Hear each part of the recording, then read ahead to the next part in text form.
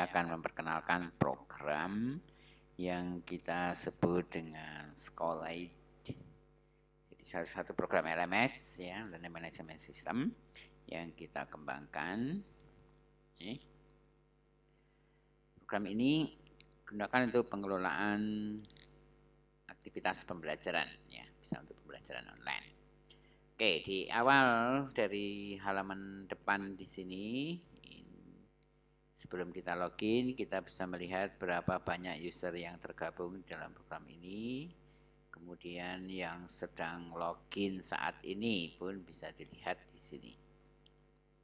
Oke, untuk login langsung ya dari sini menunya, tinggal login. Nah, kita akan langsung masuk ke halaman profile. Di sini ada history, ini fitur-fiturnya ya. History berarti beberapa kali catatannya, 5 login terakhir berarti kita pernah login dengan menggunakan device apa, kemudian aktivitas terakhir, lalu di sini ada menu kelas ya, kelas yang kita sudah join di dalamnya atau kelas kita sendiri. Kemudian ada pengaturan, berarti ini pengaturan profil kita, bisa digunakan untuk mengganti password atau mengganti data identitas yang kita perlukan, hanya user ID nggak bisa diganti ya. Dan di sini multi departemen, jadi kita bisa tergabung, ada berapa banyak departemen yang ada di sini dan kita bisa berpindah departemen ya. Misalnya ini kita berpindah, nanti kita harus login ulang ya. Begitu kita login, kita akan masuk ke departemen yang kita tuju tadi. Ini misalnya ya, departemen di teknik kimia ya. Sekarang kita tergabung di teknik kimia.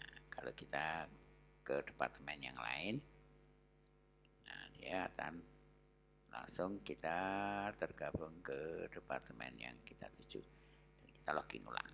Oke, itu fitur-fiturnya. Kemudian untuk masuk ke halaman ini ya, ke kelas ya atau courses, kita tinggal klik masuk di sini ya. Tinggal masuk. Nah, ini saya login sebagai lecturer ya. Lecturer. Kita masuk ya, tinggal kita klik aja ya. Ini misalnya masuk seperti ini. Nah, lalu ini materi yang diberikan, yang kita berikan pada mata kuliah atau pada satu courses yang kita pilih ini. Ini isinya ada tugas, kemudian info kelas, informasi, pengumuman ya. Jadi kalau kita pasang pengumuman tinggal di sini. Pengumuman kelas ya.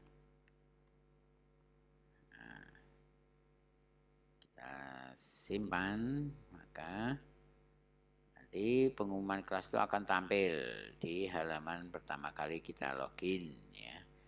Lalu kalau kita close, maka kita bisa lihat siapa saja yang sudah melihat pengumuman tadi ya. Dia ada di sini. Nah, misalnya kita lihat satu user lagi ya. Misalnya nih, user ini. Dia tergabung di departemen GSS Training Center misalnya ya. Kita pindah dia di sana, login. Nah, begitu dia login, maka akan muncul pengumuman ya, karena dia tergabung di dalam kelas ini. Jadi ada pengumuman dari kelas ini, lalu isi pengumumannya. Ketika dia close, berarti dia sudah masuk dia sudah dapat informasi tadi ya. Ini dia join kelas ini. Untuk join kelas, dia tinggal klik aja di menu kelas ini. Kalau banyak kelasnya bisa disortir ya, dipilih siapa pengampunya. Kalau sedikit bisa langsung ya. Untuk join ini tinggal klik aja di sini join. kelasnya kita pilih. Kalau hanya tersedia satu kelas, ya kelas ini, berarti kita tinggal klik join. Nah, sudah join, lalu kita bisa masuk ke dalamnya. Nah, kita bisa masuk ke dalamnya. Kita bisa lihat siapa atau apa materinya. Nah, misalnya kita lihat ini. Ya, pengumuman sudah kita sudah masuk. Di bawah ini pengumuman ada ruang chatting yang ini digunakan untuk diskusi kelas, ya, semacam grup, ya, grup chat yang diikuti oleh seluruh peserta yang ada di dalam kelas ini. Nah, fitur yang lain adalah di sini ada fitur misalnya diskusi di setiap materi. Nah, materi yang disajikan ada 3 model penyajian, misalnya ini ya, kursus. Nah, ini materi itu punya waktu akses, ya. Kemudian ini video bisa disajikan dalam bentuk video, bisa share cloud materi, ya, cloud, bisa juga PDF kalau ada, ya. Kalau enggak berarti ini cuma video materinya, ya. Nah, ketika kita ngeklik materi, maka kehadiran Anda pada materi ini membuat kursus baru sudah dicatat. Nah, itu akan kita lihat di absensi, secara otomatis kita sudah tercatat materi yang sudah kita akses. Nah, di sini keaktifan ini adalah diskusi. Kalau kita terlibat dalam diskusi di sini, misalnya ya, kita pesan, kirim pesan baru ya, komentar materi ya, 3, kirim. Nah, ketika kirim, maka kita lihat keaktifan kita otomatis terekam di materi 3 ini. Jadi ini bisa untuk melihat ya keaktifan setiap peserta kelas di dalam diskusi. Untuk setting nilainya nanti akan ditetapkan oleh dosen tentunya atau ya lecture ya. Kira-kira berapa settingnya. Nah, di sini kita bisa berpindah-pindah kelas kalau ada beberapa kelas. Kalau tidak, atau kita bisa mengundurkan diri dari kelas ini ya, bisa kita hapus diri kita ya melalui menu ini. Ya, untuk menghapus keanggotaan Anda dalam kelas ini.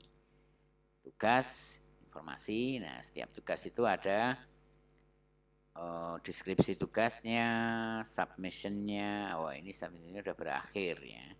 Ini mulai tanggal 4 dan berakhir tanggal 6. Berarti sudah nggak bisa kirim tugas kita di sini ya. Jawaban pun ini jawaban yang sudah kita tulis ya, sudah kita berikan dalam bentuk essay. Lalu kalau ada submission file, tentunya ada ya. Di sini kita tidak ada, berarti tidak ada submission file. Ini tugas disampaikan dalam bentuk video misalnya. Lalu kita tinggal memberikan jawaban di segmen ini yang kita tuju. Oke, ini dari sisi student ya. Informasi kelas, nilai, absensi, keanggotaan, lalu kepesertaan materi. Kalau dari sisi lecture seperti apa tampilannya? Dari sisi lecture dia materi ini ya. Nah, di sini ada info kelas pengumuman tadi. Lecture sudah mengumumkan, lalu dia ingin lihat siapa user yang sudah melihat pengumuman kita. Oh, udah dibaca ini ya, satu user ini. Oke, pengumuman sudah sampai. Kemudian ini tugas. Nah, untuk edit materi, tugas dan sebagainya, tinggal klik di lokasi yang kita tuju ini ya.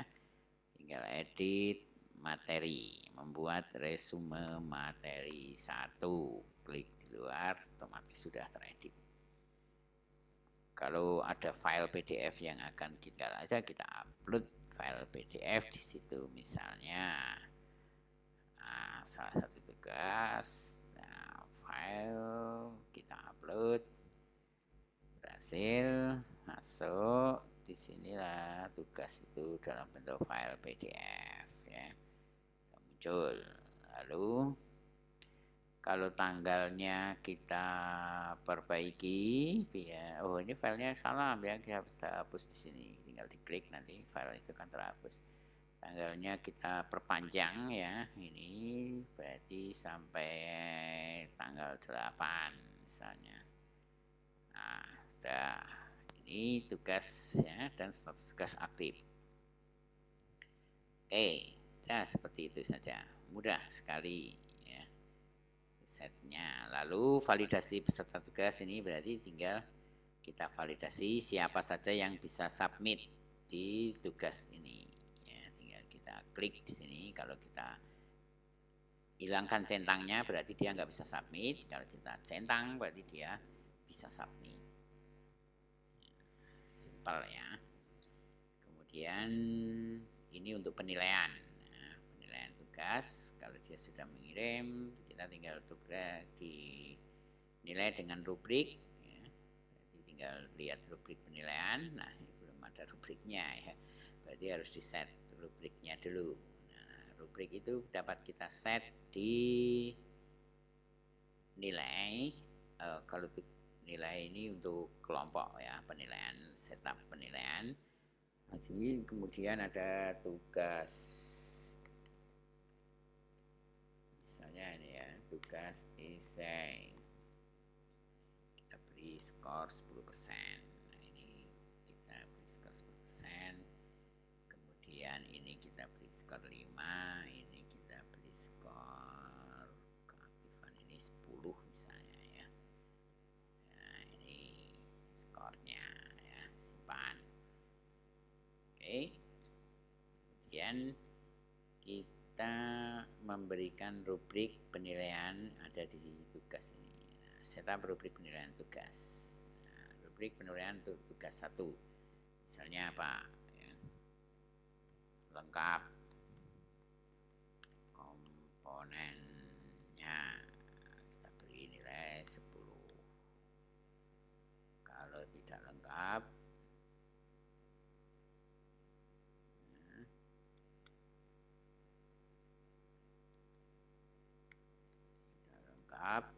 kita beri nilai cuma 5. Nah, di sini nanti akan muncul dia ya di setup penilaian tadi ya, tugas, lalu kita akan grading dengan rubrik, lalu kita pakai rubrik penilaian, ini cukup lengkap. Nah, simpan, maka dia dapat skor di sana sesuai rubrik yang kita buat. Jadi cukup mudah. Baik, demikian ya untuk pengenalan fitur-fitur di program ini, LMS ini. Cukup sederhana. Semoga bermanfaat.